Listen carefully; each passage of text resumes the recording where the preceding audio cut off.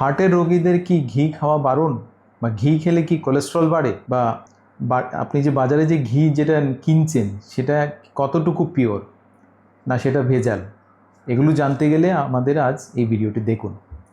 তো আপনার বাড়িতে যদি হার্টের কোনো পেশেন্ট থাকে যাকে বলা হয়েছিল যে আপনি ঘি খাবেন না, আর সেই ভয়ে উনি ঘি খাওয়া বন্ধ করে দিয়েছেন, তাহলে এই ভিডিওটা পুরো দেখুন। বা যাদের সুগার আছে, যাদের কোলেস্ট্রল বেশি আছে আর ঘি খেলে কোলেস্ট্রল বাড়বে সেই ভয়েও যারা ঘি খাওয়া ছেড়ে দিয়েছেন, ওরাও ভিডিওটা সম্পূর্ণভাবে দেখুন।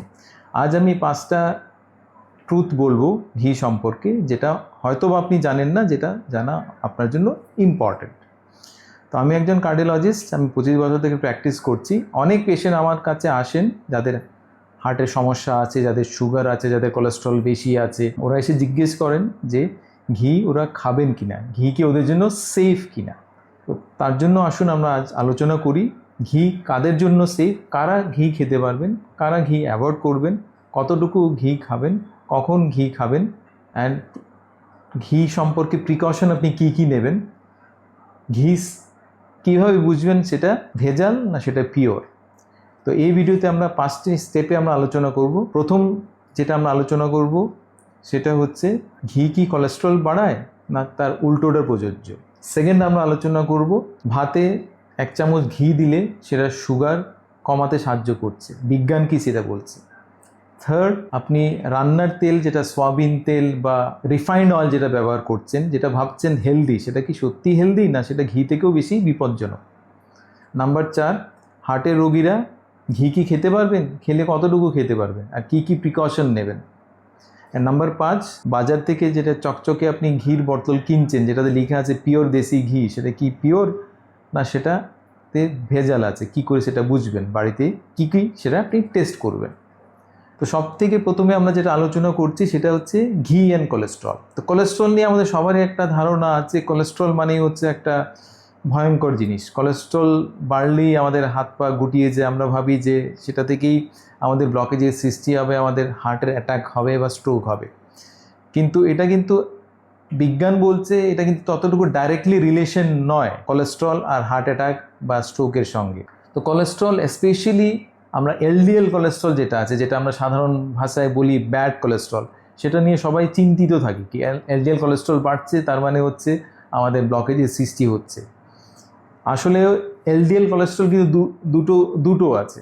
একটা এলডিএল কোলেস্ট্রল হচ্ছে সেটা লার্জ এলডিএল কোলেস্ট্রল, সেটা সেটা যেটা সাইজটা অনেক বড়, সেটা ফ্লাফি, সেটা হালকা, তো সেটা রক্তনালীর ভেতরেই সেটা প্রবাহিত হয়, সেটা রক্তনালীর ভেতরে ঢুকতে পারে না, সেটা নিরীহ, সেটা খুব একটা আমাদের জন্য হার্মফুল নয়। তো সেটা হচ্ছে লার্জ এলডিএল, বড় সাইজের এলডিএল, হালকা টাইপের এলডিএল। আরেকটা এলডিএল হচ্ছে সেটা হচ্ছে ছোট ছোট এলডিএল, সেটা ভারী। তো সেটা কি করছে, সেটা রক্তনালীর ভেতরে প্রবেশ করতে পারে, আর রক্তনালীর ভেতরে প্রবেশ করে সেটা হার্টের যে ব্লাড ভেসেল, রক্তনালী যেটা আছে সেটাকে ড্যামেজ করছে, সেটা থেকে ইন দ্য লং রান ব্লকেজের সৃষ্টি করছে। তো তার মানে এলডিএল কোলেস্ট্রল কিন্তু 2 ধরনের আছে, একটা ভালো এলডিএল কোলেস্ট্রল যেটা বড় সাইজের, আর একটা খারাপ এলডিএল কোলেস্ট্রল যেটা ছোট সাইজের। তো আপনি এটা জানলে হয়তো বা আশ্চর্যান্বিত হবেন যে ঘি নিলে, পরিমিত অনুযায়ী ঘি নিলে কিন্তু আপনার যে এলডিএল বাড়ছে সেটা কিন্তু যেটা লার্জ এলডিএল, যেটা নিরীহ এলডিএল, সেটা কিন্তু বাড়ছে। কিন্তু যেটা স্মল ডেলস এলডিএল, যেটা আমাদের জন্য ক্ষতিকারক, যেটা থেকে ব্লকেজের সৃষ্টি হয়, সেটা কিন্তু ঘি বাড়াচ্ছে না, উল্টো ঘি সেটা ডিক্রিজ করছে। ইনফ্যাক্ট বিভিন্ন সায়েন্টিফিক স্টাডিতে দেখা গেছে ঘিতে আছে একটা স্পেসিফিক ফ্যাট যেটার নাম হচ্ছে conjugated linoleic acid or CLA। আর এই CLA দেখা গেছে আমাদের যে HDL বা যেটা গুড কোলেস্ট্রল সেটা বাড়ায়, আর যেটা খারাপ এলডিএল কোলেস্ট্রল, যেটা ছোট ছোট এলডিএল কোলেস্ট্রলের সাইজ, যেটা আমরা অলরেডি আলোচনা করলাম, সেটা কমিয়ে দেয়। তো পরিমিত অনুযায়ী যদি আপনি ঘি নিচ্ছেন তাহলে কিন্তু আপনার HDL 5 to 10% ইনক্রিজ করতে পারে, যেটা আমাদের প্রোটেকশন দেবে। আর তার সঙ্গে আমাদের স্মল ডেলস এলডিএল, যেটা খারাপ এলডিএল, ছোট ছোট এলডিএল সাইজ, সেটাও কমিয়ে দেবে, সেটা থেকেও আমাদের হার্টের প্রোটেকশন হবে। কিন্তু আপনাকে মাথায় রাখতে হবে যে সীমিত পরিমাণে নেওয়াটা ইম্পর্ট্যান্ট। তো নেক্সট টাইম যদি কেউ আপনাকে প্রশ্ন করছেন, আপনাকে যদি বলছেন কি ঘি নেবেন না, ঘি নিলে আপনার কোলেস্ট্রল বাড়বে, আপনি ওনাকে জিজ্ঞেস করবেন, ঠিক আছে কোলেস্ট্রল বাড়বে, কোন কোলেস্ট্রল বাড়বে। আর যদি উনি উত্তর দিতে না পারেন তাহলে আপনি ভিডিওটা ওনাকে শেয়ার করুন। তো তার জন্য আমরা অলরেডি জেনে নিলাম যে ঘি পরিমিত অনুযায়ী নিলে সেটা কিন্তু কোলেস্ট্রল বাড়ায় না, ইনফ্যাক্ট আমাদের কোলেস্ট্রলকে ইমপ্রুভ করতে সাহায্য করছে। এইচডিএল কোলেস্ট্রল ইমপ্রুভ করছে, বাড়ায়, আর যেটা খারাপ এলডিএল, স্মল এলডিএল, সেটা কমায়। তো ঘি তো কোলেস্ট্রলকে ইমপ্রুভ করছে, কিন্তু ঘির সঙ্গে সুগারের কি সম্পর্ক আছে আসুন সেটা আমরা জেনে নিই। তো আমাদের বাবা ঠাকুরদাদারা গরম ভাতে 1 চামচ ঘি দিয়ে খেতেন, তো সেটা ছিল ট্রেডিশন। কিন্তু সায়েন্স সেটা কি বলছে? সায়েন্স বলছে ভাতে যখনই আমরা 1 চামচ ঘি দিচ্ছি, ভাত বেসিক্যালি কি, ভাত হচ্ছে স্টার্চ, মানে সেটা সুগার। যখনই আমরা ভাত নিচ্ছি সেটাই আমাদের ব্লাডে গ্লুকোজ হিসেবে ট্রান্সফরমেশন হচ্ছে। ভাত নেওয়ার সঙ্গে সঙ্গে আমাদের ব্লাডে গ্লুকোজের পরিমাণ বেড়ে যায়। কিন্তু যখনই আমরা ভাতে 1 চামচ গরম ঘি নিচ্ছি, ঘিতে আছে বেসিক্যালি ফ্যাট, আর ফ্যাট আমাদের যে গ্যাস্ট্রিক এমটিং, মানে আমাদের খাবার দাবার প্রথমে স্টমাকে থাকে, স্টমাক থেকে সেটা ইন্টেস্টাইনে যায়, আর ইন্টেস্টাইন থেকে আমাদের এই ব্লাড সুগার অ্যাবজর্পশন হয়ে সেটা ব্লাডে যায়। তো ঘি 1 চামচ ঘি যখন আমরা ভাতে নিচ্ছি, আমাদের স্টমাকের কন্টেন্টগুলো স্টমাকে অনেক সময় থেকে যায়। তো তার জন্য আমাদের যে ব্লাডে যে সুগারের মাত্রা সেটা কিন্তু ধীরে ধীরে বাড়ে, সেটা হুট করে বাড়ে না। সেটা অনেকটা নদীতে বাঁধ দেওয়ার মতো। নদীতে বাঁধ দিলে যেমন জলটা ধীরে ধীরে বেরোয়, তেমনই ভাতে যদি 1 চামচ আপনি ঘি দিচ্ছেন, তাহলে সেটা আমাদের ব্লাড সুগার যেটা রেইজের যেটা টেন্ডেন্সি, সেটা হুট করে বাড়ে না, সেটা ধীরে ধীরে বাড়ে। তো তার জন্য সেটা বেনিফিশিয়াল। তেমনই আপনি ভাত রান্না করার পর 1 চামচ ঘি দিয়ে তারপর যদি ভাতটা আপনি ফ্রিজে রাখতে পারেন কয়েক ঘন্টার জন্য, তো সেটা রেজিস্ট্যান্স স্টার্চে কনভার্টেড হয়। আর রেজিস্ট্যান্স স্টার্চ হচ্ছে বেসিক্যালি একটা কার্বোহাইড্রেট, একটা শর্করা, যেটা আমরা সহজে হজম করতে পারি না। তো তার জন্য যেহেতু এটা আমরা সহজে হজম করতে পারি না, আমাদের সুগার হুট করে রেইজ হয় না। আর এই রেজিস্ট্যান্স স্টার্চ আমাদের পেটের জন্যও ভালো। আমাদের পেটে যে ব্যাকটেরিয়া আছে, যে বেনিফিশিয়াল ব্যাকটেরিয়া আছে, সেটার জন্য এই রেজিস্ট্যান্স স্টার্চ বেটার। তো তার জন্য আপনি যদি আপনার যদি ডায়াবেটিস থাকে, তাহলে আপনি ভাতে হাফ টিস্পুন বা 1 টিস্পুন ঘি দিয়ে আপনি খেতে পারেন, প্রোভাইডেড এটার পরিমাণ আপনার নির্ধারিত থাকবে। কারণ কোয়ান্টিটি যদি আপনার ঠিক না থাকে, কোয়ান্টিটি যদি বেশি থাকে, কারণ ঘি হচ্ছে একটা ক্যালোরি ডেন্স ফুড, তো কোয়ান্টিটি যদি বেশি থাকে তাহলে সেটা থেকে আপনার ওজন বাড়বে, সেটা থেকে কিন্তু ইনসুলিন রেজিস্ট্যান্স সৃষ্টি হবে। তো তার জন্য কোয়ান্টিটি ইজ ভেরি ইম্পর্ট্যান্ট। তার জন্য অলরেডি আমরা জেনে নিলাম যে ঘি কোলেস্ট্রল বাড়ায় না, ইনফ্যাক্ট ঘি কোলেস্ট্রল পরিমিত অনুযায়ী নিলে সেটা কোলেস্ট্রলের জন্য বেনিফিটও হতে পারে। সেকেন্ড, সামান্য পরিমাণ ঘি নিলে আপনার ভাত থেকে যে সুগার যেটা রেইজ হয়, সেটাও ততটুকু রেইজ হয় না, কারণ আমাদের গ্যাস্ট্রিক এমটিং টাইম বেড়ে যায়, আর আমাদের যেটা রেজিস্ট্যান্স স্টার্চ সেটা সৃষ্টি হয়। তো এই ভিডিও যদি আপনার ভালো লেগে থাকে তাহলে আমাদের চ্যানেলকে লাইক, শেয়ার অ্যান্ড সাবস্ক্রাইব করুন। নেক্সট যেটা আমরা আলোচনা করব সেটা হচ্ছে রিফাইন্ড অয়েল। আমরা অনেকেই আছি আমাদের কিচেনে আমরা রিফাইন্ড অয়েল ব্যবহার করছি। আমরা সোয়াবিন অয়েল, সানফ্লাওয়ার অয়েল বা স্যাফ্লাওয়ার অয়েল ওইগুলো ব্যবহার করছি, কারণ আমরা ভাবি, বা যেটা আমাদের অ্যাডভার্টাইজে সাধারণত দেখানো হয়, যে রিফাইন্ড অয়েল আমাদের হার্ট হেলদি। কিন্তু রিফাইন্ড অয়েল যখন হাই হিটে কুকিং করা হয়, এই রিফাইন্ড অয়েল কিন্তু ডিগ্রেড হয়ে যায়, ওটা টক্সিক সাবস্টেন্সে পরিণত হতে পারে। এই টক্সিক সাবস্টেন্স বেসিক্যালি যেমন ট্রান্স ফ্যাট বা অ্যালডিহাইড, আর এই টক্সিক সাবস্টেন্সগুলো বা টক্সিক ফ্যাটগুলো আমাদের রক্তনালীর ভেতরে ঢুকে সেটা থেকে ব্লকেজের সৃষ্টি করে ইন দ্য লং রান। কারণ প্রতিটা তেলেরই কিন্তু একটা নির্দিষ্ট স্মোক পয়েন্ট থাকে। স্মোক পয়েন্ট হচ্ছে একটা নির্দিষ্ট টেম্পারেচার, যার ওপরে তেলটা গরম করলে সেই তেলটা খারাপ হয়ে যায় বা তেলটা বিষাক্ত হয়ে যেতে পারে। ঘির স্মোক পয়েন্ট যেমন বেশি, ঘির স্মোক পয়েন্ট হচ্ছে 250 ডিগ্রি সেলসিয়াস, তেমনই সর্ষের তেলের স্মোক পয়েন্টও হচ্ছে 250 ডিগ্রি সেলসিয়াস। কিন্তু রিফাইন্ড অয়েলের স্মোক পয়েন্ট রিলেটিভলি কম, এবং অলিভ অয়েলের, এক্সট্রা ভার্জিন অলিভ অয়েলের স্মোক পয়েন্ট রিলেটিভলি কম। কিন্তু অলিভ অয়েল সাধারণত আমরা হাই হিট কুকিংয়ের জন্য ব্যবহার করি না।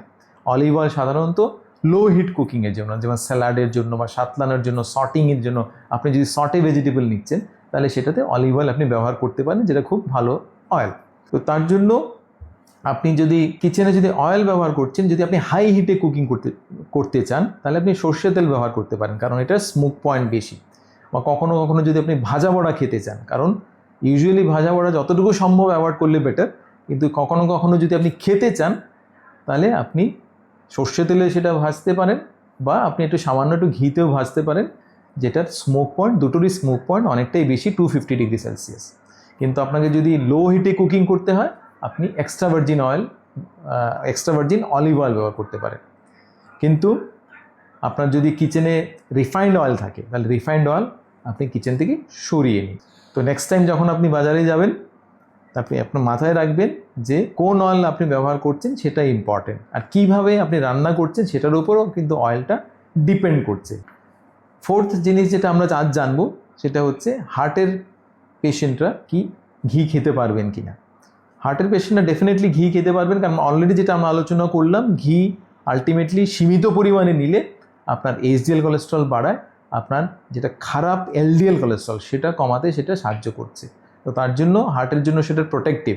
কিন্তু যাদের অলরেডি হার্টের সমস্যা হয়েছে, স্পেশালি রিসেন্টলি যাদের হয়েছে উইদিন লাস্ট 6 মান্থস, ওদের অ্যাভয়েড করলেই বেটার। যাদের অলরেডি লং টার্মে হার্টের সমস্যা আছে, 1 বছর আগে হয়েছে বা 2 বছর আগে হয়েছে, ওরা সামান্য পরিমাণে 1/2 টিস্পুন টু 1 টিস্পুন আপনি ঘি নিতে পারেন, তাও early part of the day. দিনের বেলা নিন, রাত্রির বেলা নেওয়া থেকে সেটা অ্যাভয়েড করুন। কারণ কোনো কোনো স্টাডিতে দেখা গেছে, স্পেশালি অ্যানিমেল স্টাডিতে দেখা গেছে যে ঘি নিলে আমাদের যে ইনফ্লেমেটরি মার্কার সেটা অনেকটা কমে যায়, যেমন সিআরপি বা অন্যান্য ইনফ্লেমেটরি মার্কার সেটা কমে যায়। তো তার জন্য সামান্য পরিমাণে আপনি নিতে পারেন। কিন্তু কি কি সংকেত আপনার বডি দেবে যেটা আপনি পর্যবেক্ষণ করবেন, যেটা এই সংকেতগুলো থাকলে আপনি ঘি অ্যাভয়েড করবেন। যেমন ঘি নেওয়ার পর যদি আপনার বুক জ্বালা জ্বালা করে, স্পেশালি ঘন্টা 2-1 পর, বা পেটের ওপর অংশ যদি একটু সমস্যা দেখা দেয়, একটু ব্যথা ব্যথা করে, তাহলে সেটা বুঝতে হবে যে আপনার হয়তো বা গল ব্লাডারের সমস্যা থাকতেও পারে, তখন গিয়ে ঘি আপনি অ্যাভয়েড করবেন। তো হার্টের পেশেন্টরা ঘি নিতে পারেন, কিন্তু যদি রিসেন্টলি আপনার হার্টের সমস্যা হয়ে থাকে, হার্ট অ্যাটাক হয়ে থাকে বা স্ট্যান্ডিং হয়ে থাকে, তাহলে উইদিন 6 মান্থসের মধ্যে সেটা অ্যাভয়েড করলেই বেটার। লং স্ট্যান্ডিং হার্ট ডিজিজে আপনি সামান্য পরিমাণ নিতে পারেন, কিন্তু দিনের early part of the day, দিনের বেলা নিন, রাত্রির বেলা নেবেন না।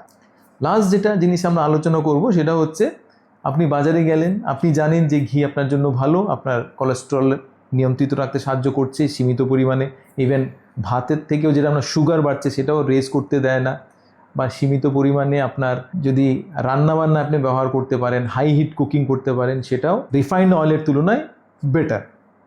তো তার জন্য আপনি বাজারে গেলেন, বাজারে গিয়ে দেখলেন যে চকচক বটলে দেখা যাচ্ছে লেখা আছে পিওর দেশি ঘি। তো এই যে পিওর দেশি ঘি, সেটা কি পিওর না সেটা অ্যাডাল্টারেটেড বা ভেজাল, সেটা কি করে বুঝবেন? কারণ বিভিন্ন সমীক্ষায় দেখা গেছে, স্পেশালি FSSAI সার্ভেতে দেখা গেছে যে বাজারে সাধারণত যে ঘিগুলো পাওয়া যায় সেটা বেশিরভাগ ক্ষেত্রে অ্যাডাল্টারেটেড বা ভেজাল থাকে। স্পেশালি সেটাতে কোনো কোনো ক্ষেত্রে থাকে পাম অয়েল, যেটা আমাদের ইনফ্লেমেশন করতে পারে।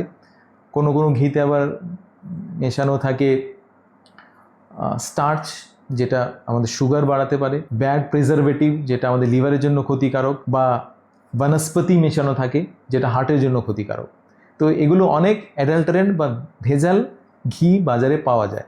তাহলে আপনি কি করে বুঝবেন যে এটা আপনি পিওর ঘি খাচ্ছেন না ভেজাল ঘি খাচ্ছেন? তো সেটা আপনার বাড়িতেই আপনি টেস্ট করে বুঝতে পারেন। স্পেশালি এই তিনটে টেস্ট আপনি ইজিলি করতে পারেন। নাম্বার 1 হচ্ছে ফ্রিজ টেস্ট। ফ্রিজ টেস্ট মানে আপনি ঘি নিন, ঘি আপনি ফ্রিজের মধ্যে রাখুন কয়েক ঘন্টা। যদি সেটা পিওর ঘি হয় তাহলে সেটা মসৃণভাবে বসবে, কিন্তু সেটাতে যদি অ্যাডাল্টারেন্ট থাকে, ভেজাল যদি থাকে, তাহলে সেপারেট লেয়ার সেটাতে তৈরি হবে। তো সেটা হচ্ছে ফ্রিজ টেস্ট। সেকেন্ড, আপনি করতে পারেন পাম টেস্ট। পাম টেস্টের মধ্যে আপনি 1 চামচ ঘি নিন, সেটা আপনার হাতের তালুতে রাখুন। যদি পিওর ঘি হয় তাহলে আপনার শরীরে যে উত্তাপ আছে, যে টেম্পারেচার আছে, সেটা থেকেই কিন্তু সেটা গলে যাবে, আর সেটাতে বেশি টাইম লাগবে না। কিন্তু যদি সেটা ভেজাল হয় তাহলে সেটা গলতে সময় লাগবে, আর হাতে একটু আঠা আঠা লাগবে। অ্যান্ড থার্ড যেটা টেস্ট করতে পারেন সেটা হচ্ছে আপনি আয়োডিন টেস্ট। 1 চামচ ঘি আপনি গরম করুন, সেটাতে 1-2 ফোঁটা আপনি আয়োডিন দিন। সেটা যদি নীলাভ হয়ে যায় তাহলে সেটাতে মানে স্টার্চ আছে, যেটা আপনার ঘিতে যদি স্টার্চ মেশানো থাকে তাহলে আপনার সেটা থেকে সুগার বাড়বে। তো এই 3টে টেস্ট আপনি করতে পারেন। সেটা ছাড়া অন্যান্য টেস্টও আছে, এই 3টে টেস্ট আপনি ইজিলি বাড়িতে করতে পারেন, যেটা থেকে আপনি বুঝতে পারবেন যে আপনার ঘি কি সত্যি ভেজাল আর সেটা পিওর। তো আজ এই ভিডিওতে আমরা আলোচনা করলাম যে ফার্স্ট অফ অল, ঘি কোলেস্ট্রল বাড়ায় না। ইনফ্যাক্ট পরিমিত পরিমাণে ঘি আমাদের কোলেস্ট্রলকে, স্পেশালি এইচডিএল কোলেস্ট্রলকে মেনটেন করছে, বাড়ায়, যেটা হার্টের জন্য ভালো। and আমাদের স্মল ডেন্স এলডিএল যেটা খারাপ এলডিএল সেটা কমাতে সাহায্য করছে। সামান্য পরিমাণে ঘি ডায়াবেটিসরাও নিতে পারবেন, স্পেশালি ভাতের সঙ্গে, যেটা ভাত থেকে যেটা আমাদের সুগার যেটা রেইজ হয় সেটা হবে না, ততটুকু হবে না, কিন্তু আর্লি পার্ট অফ দ্য ডেতে নেবেন, লেট পার্ট অফ দ্য ডেতে নেবেন না, দুপুরবেলা নেই।